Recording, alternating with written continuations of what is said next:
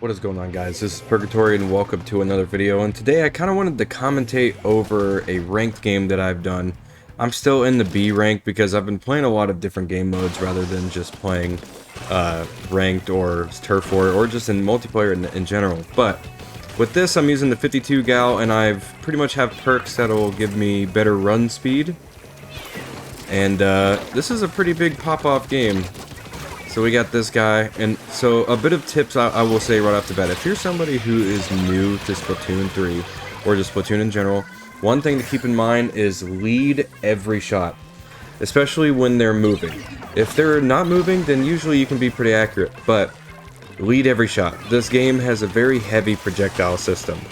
So you will have, so when somebody's moving, you'll have to be, so here's the target, and here's where you aim. When they start moving, you have to be a little ahead. It's when you track them, this is your reticle.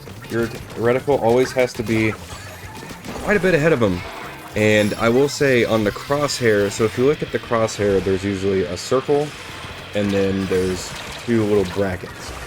And in the brackets, so pretty much you'll want to keep them, if they're moving at a faster pace, you want to keep them kind of at where the brackets are, because that's where the bullets will go whenever you shoot. I can show you an example after this, but so right here this is actually became a pretty close game right here.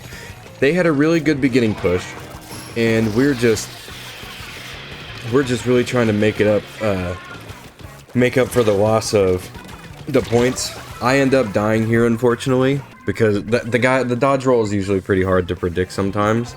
And also the 52 gal is a slow fire weapon, so if you miss too many shots, you're probably gonna die. Even though it does 2-shot kill, if you miss too many shots, you will probably die. So here I am. This guy scared the crap out of me, but I'm so surprised he didn't really run into me. But we got these guys over here, almost tried to kill me with a grenade. You definitely want to just keep an eye on your surroundings at all times, because you'll never know when something goes south. But here I am using my equipment like I should be doing. And then, unfortunately, I think I die here. Yeah, I tried to dodge roll out of it. I ended up getting my special, but I can't use it because it resets upon death. Not all the way, but you do get quite a bit. I think right here, yeah, I start inking spawn, because I realized we're actually getting a push here. And so to try to blanket it a little bit, I tried to get my special in time. We still end up getting the special, and I think we get a pretty good clip right here. Yeah, we get one kill there. Okay.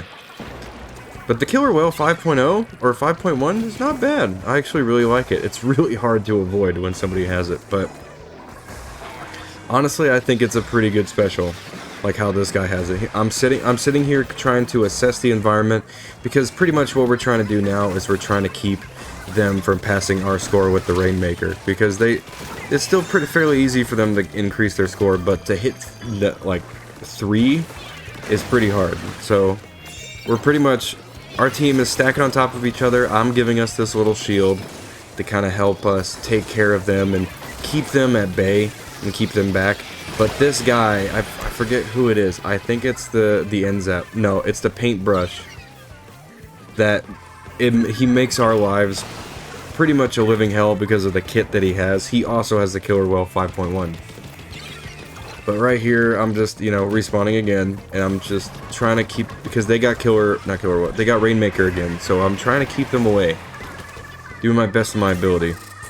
I don't want to move too much, because if I move too much, I pretty much give away my position. We did the important thing by taking out the Rainmaker there, and then so we ended up killing another guy that actually got really close to us that I didn't realize until I saw him splashing. But then I see a dude splash over here on the left side of my screen, and he tries to dodge roll out of it. We end up getting the kill.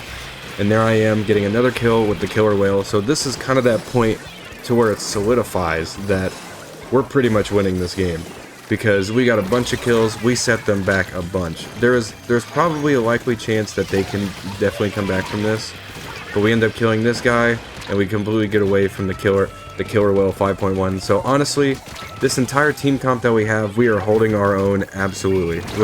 We had definitely a massive advantage there, because we were stacking on top of each other, we were watching our angles, and we were getting the kills that we need to get. But I'm pretty proud of this game. Well, we actually do get wiped out here.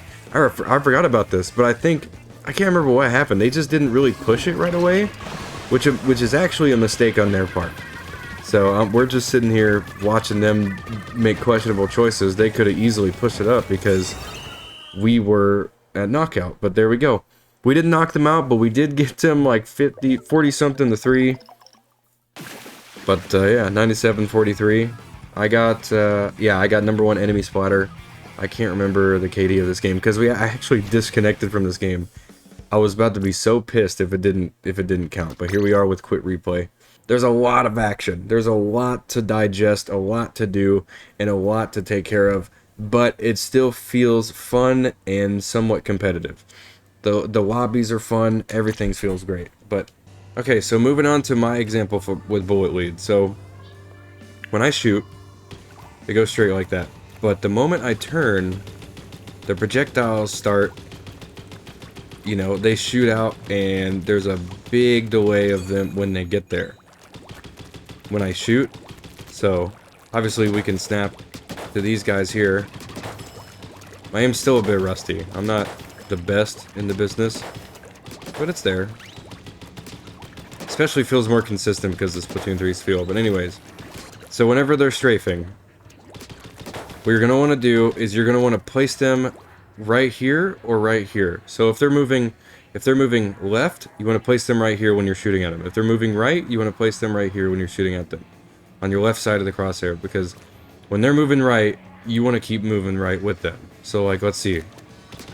See, if you keep them on the little bracket, sometimes it's a little hard to do, but if you keep them on the bracket, you will more than likely hit your shots. Sometimes you have to compensate for RNG, but if you lead your shots to usually hit where that outside bracket part is,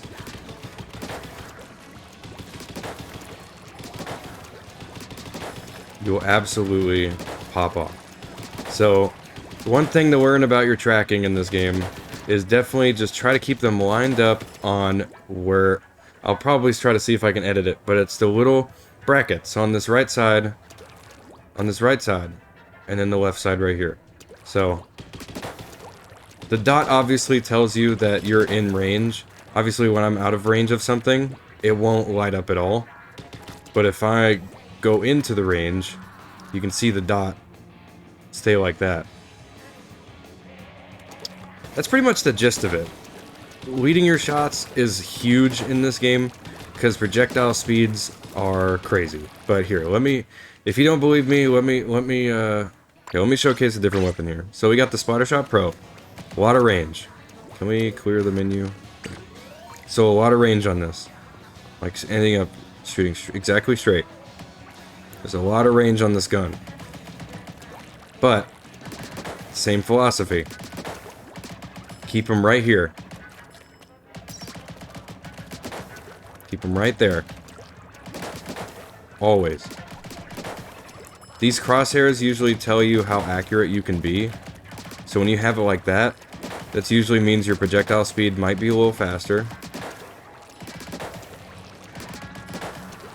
So let's get this guy moving. See? You hug it right here. Sometimes they'll actually not move fast enough for you to even hit it. But most of the time, that's where your crosshair should be. With the Splatter Shot Pro, it's definitely a little easier to hit your shots with them because the projectiles go a little faster and the spread isn't so bad. My aim is still a little rusty, but you see as I did right there, not rusty, but it's like, it's more or less just, I'm still getting it tuned in. For stick players, this shouldn't be too hard of a task to do either. But as you can see, I'm not really lining it up properly over there. So can you hit that? No, you can't. But the philosophy-wise, it takes a while to really get that down with most of these weapons. Projectile speeds on them will be a little faster than some. The ranges will be a little different. Actually, ranges will be a lot different because Splatter Shot, a lot of range. Dapple Dualies, very close range. The Sploosho-matic, very close range. N-Zap and Splatter Shot, pretty mid very mid-range weapons. Mid to short range, of course. Anyways, I don't know why shooting targets is so fun in this, but I guess that's a little bit of things on how to lead your shots in this game, but hopefully you guys did enjoy. This is way too addicting to do, but as you can see, lead your shots. Keep them on that white part of the crosshair, especially when they're in range. That's going to go ahead and end it for today's video. Hopefully you guys did enjoy. If you did, make sure to leave a like. Make sure to subscribe if you're brand new to the channel. I love you guys. Have an absolutely fantastic day.